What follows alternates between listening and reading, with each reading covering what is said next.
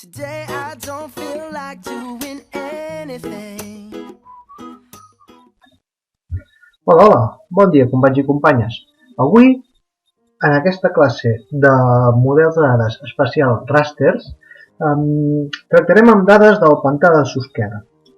No és que haguem de trobar el crim de Susqueda ni res d'això, però bueno, us ensenyaré com obtenir dades d'un àmbit d'estudi que pugui ser del vostre interès. En aquest cas, buscarem dades d'una font de dades molt important a nivell espanyol, a nivell estatal, que és la del Instituto Geográfico Nacional, IGN. Si cliqueu al Google IGN descarga datos, accedireu a aquesta pàgina web, que és similar a l'Institut Cartogràfic i Geològic de Catalunya, però per l'àmbit estatal, per l'àmbit d'Espanya. Si entreu, teniu molta informació aquí, moltíssima. Ara nosaltres, per començar, anem a buscar. Anem a buscar. I ens envia a un mapa d'Espanya. Un mapa d'Espanya on podem buscar dades d'on vulguem. Podem anar a Madrid, a Toledo, a Cáceres, a Burgos, on vulguem. Jo ara, mira, m'ha donat pel pantà de Susqueda, tu. Així que anirem aquí, a Susqueda. No sé si sabeu on és. Si no, podeu buscar aquí. Susqueda. Gerona. Molt bé. Aquí m'indica, però jo vull el pantà de Susqueda. Doncs podria buscar, per exemple, por punto, clicar aquí sobre del pantà de Susqueda, i em diria tota la informació geogràfica que podria trobar aquest cercador d'aquesta zona d'estudi. En total em trobaria 3.228 pitxes, de veres saber què, de dades espacials de Susqueda. En aquest sentit, jo us demano que us descarregueu unes capes concretes. Si aneu baixant, trobareu Modelo Digital del Terreno 25.000, MDT 25, i us demano que us descarregueu el PNOA MDT25 ETRS 89 USO 31 lead ASTI. El de sobre és igual però amb USO 30. Us recordo que el sistema de referència oficial per tot Espanya és el 30, per Catalunya en concret és el 31. Aquí a l'IGN ofereixen tant l'US 30 com l'US 31 per si volguessis treballar, com que l'àmbit concret de Catalunya és millor el 31, perquè s'ajusta més, doncs podries fer servir el 31. Si és el 30 perquè volguessis fer un estudi a nivell ja estatal, doncs serviries el 30. Baixem-nos al 31 perquè el que farem ara és una cosa local. Ens descarreguem mitjançant aquest botó el MDT, Modelo Digital del Terreno. Amb això veurem un mapa del terreny. D'acord? Paral·lelament, us demano que us descarregueu aquest que diu Ortofotos o Listat.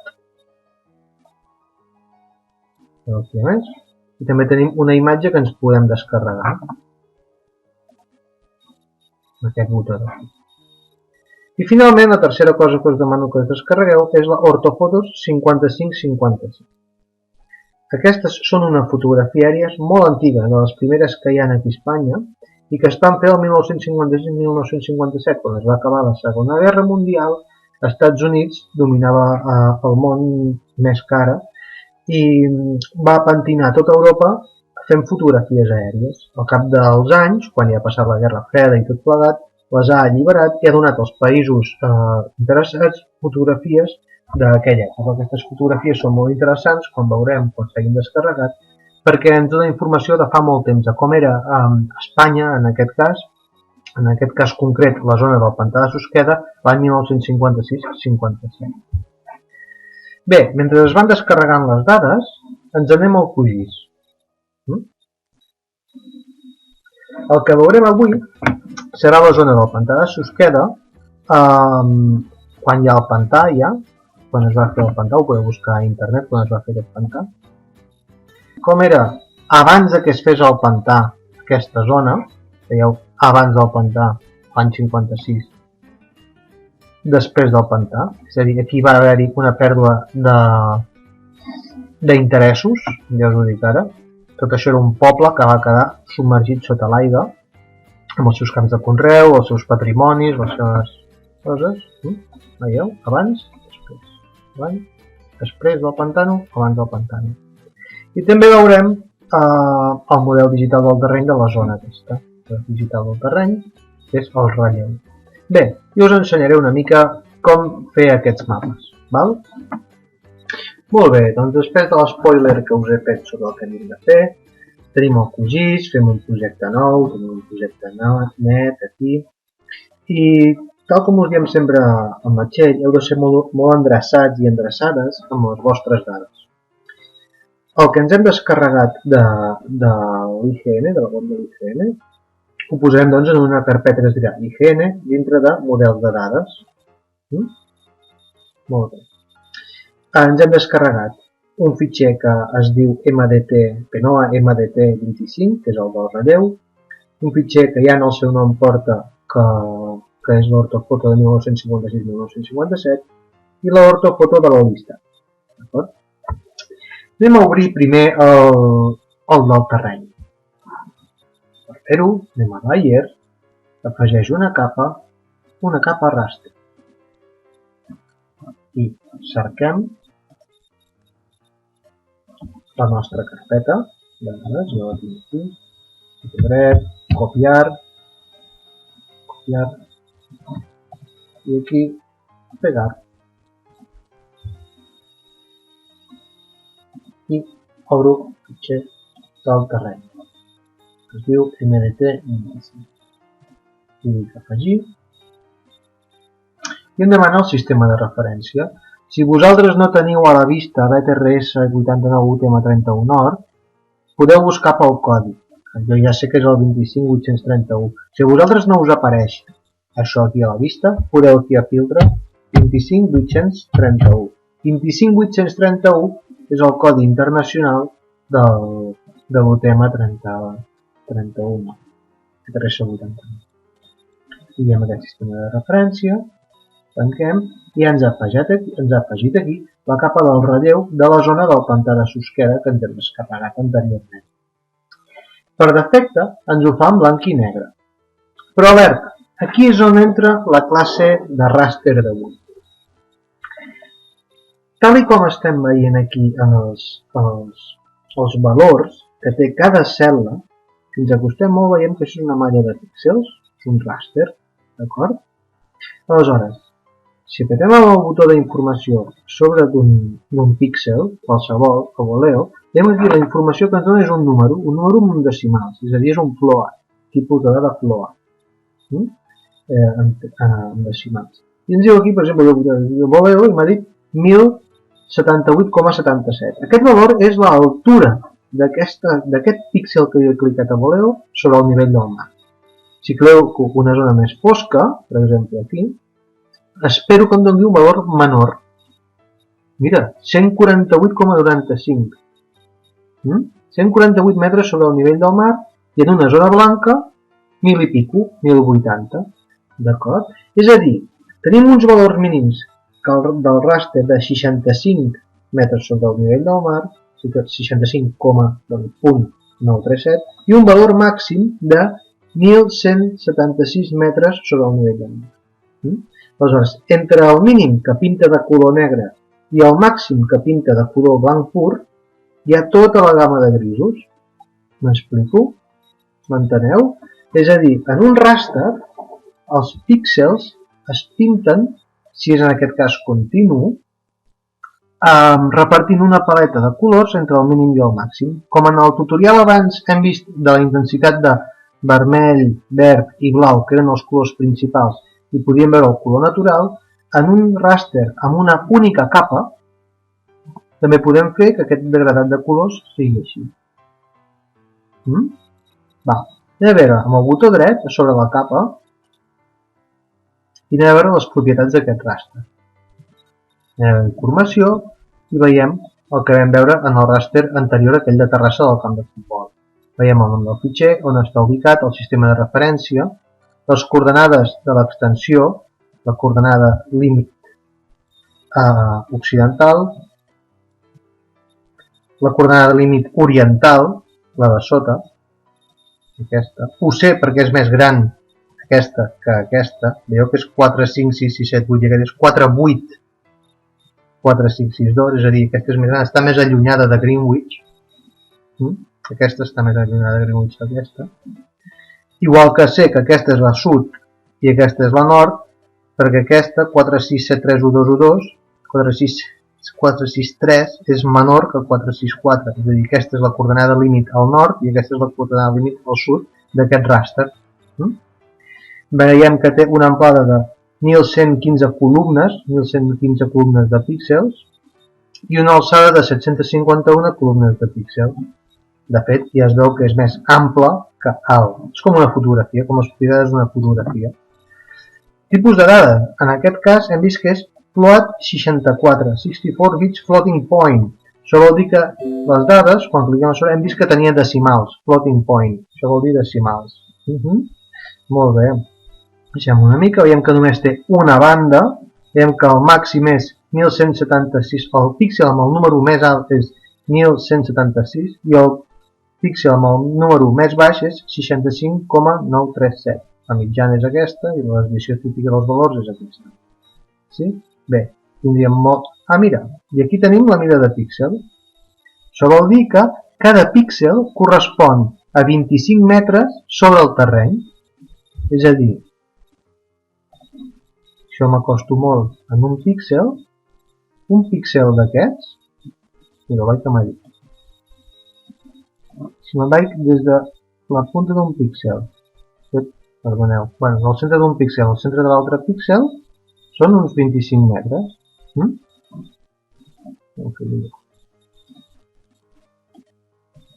me'n vaig de la punta d'un píxel a l'altra punta, perquè no atino, perquè sóc molt... Bé, no tinc gaire pols. Però bueno, un píxel fa 25 metres sobre el terreny. És a dir, tenim una mostra d'altura del terreny cada 25 metres. Sí? Va. Doncs anem a pintar aquests colors d'una altra manera, el relleu, perquè sigui més fàcilment visible. A simbologia, si en comptes de single band gray en grisos ho fem un single band pseudocolor, podrem canviar el color. Per exemple, aquí, si mireu aquí, desplegueu aquest de degradat i aneu a red gray, tindreu que els colors més baixos, més petits els colors amb el valor de píxel més baix els pintarà en vermell i els píxels que tinguin un valor més alt els pintarà en negre, en grisós. Sí? Aquí veiem que en vermell hi ha les zones més baixes d'aquest relleu i en gris les zones més altes d'aquest relleu. I aquí a la llegenda tenim una mica uns llindars.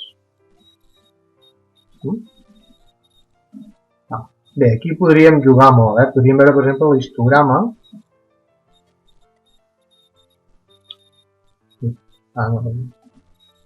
Aquí veuríem que hi ha pocs píxels alts i molts píxels amb una altura baixa. Això són metres, 200 metres, 400 metres, 600 metres, 800 metres, 1.000 metres sobre el nivell del mar, doncs n'hi ha poquets que estan aquí i la majoria de píxels els trobem en aquestes altituds, entre 0 i 200 metres sobre el nivell del mar. D'acord? De fet ja es veu que estan aquí la majoria de píxels i n'hi ha poquets que són foscos. Bé, ara que ja hem vist aquest ràster del relleu, anem a posar una fotografia. Layer, afegeix layer, raster layer. Anem a posar l'ortofotografia del 57. Afegim. I ja ens el fa. En aquest cas, el valor mínim és 0 i el valor màxim és 255. És una fotografia, que només té una banda i per tant és blanc i negre. Altra vegada, en aquest cas, veiem que els colors més foscos corresponen a valors més baixos i els colors més blanquinosos a valors més alts, tal com diu aquí la llegenda. Cliquem amb la I sobre un valor blanc, diu que és 236, i si és un valor fosc, està més proper a 0, 31. Alerta! Aquesta capa de 0 a 255 és una capa amb tipus de dades en format raster, però que cada píxel només té valors entre 0 i 255. És a dir, com veurem a propietats, si anem a les propietats de la capa, tipus de dades byte enter sense signe 8 bits. Sí? Té una amplada de 55.660 columnes, una alçada de 37.000, sí, aquí tenim l'extensió.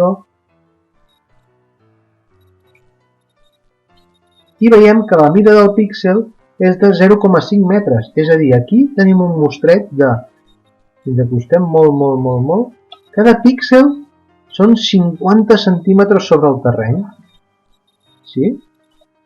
És a dir, un píxel del mapa d'abans, que eren 25 metres, en té molts de petits a dintre en aquest altre ràster.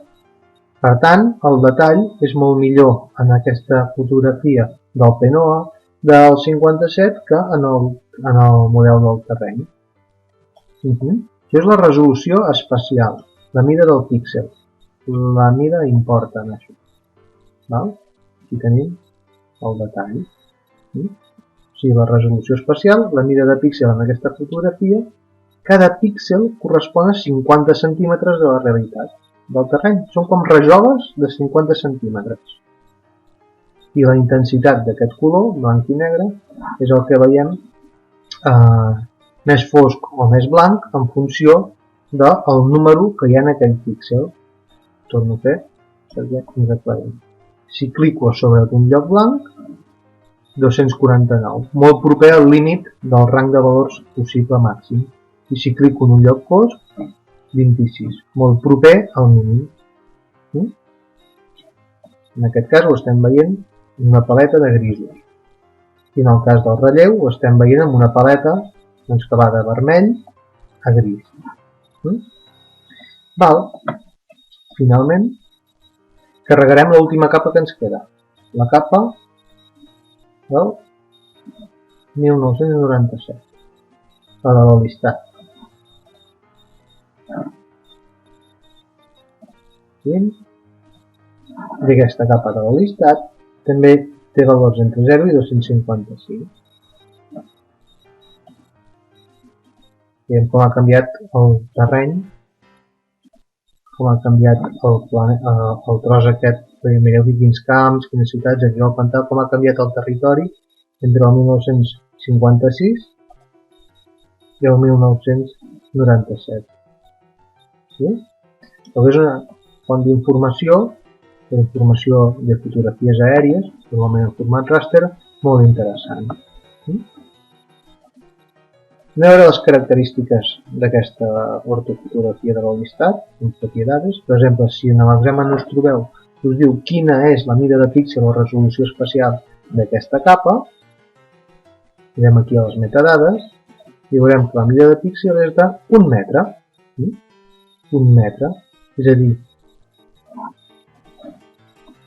Bé, doncs hem après una mica més de coses de ràster, sobretot de la importància de les metadades en saber la naturalesa dels ràsters, com estan fets, quantes columnes, quantes files, quina és la resolució espacial, quins són els valors que podem trobar dintre, quina és la diferència entre ràsters de 8 bits, com aquests que estem veient aquí, o un ràster de 64 bits, com aquest, que permet que els valors siguin decimals.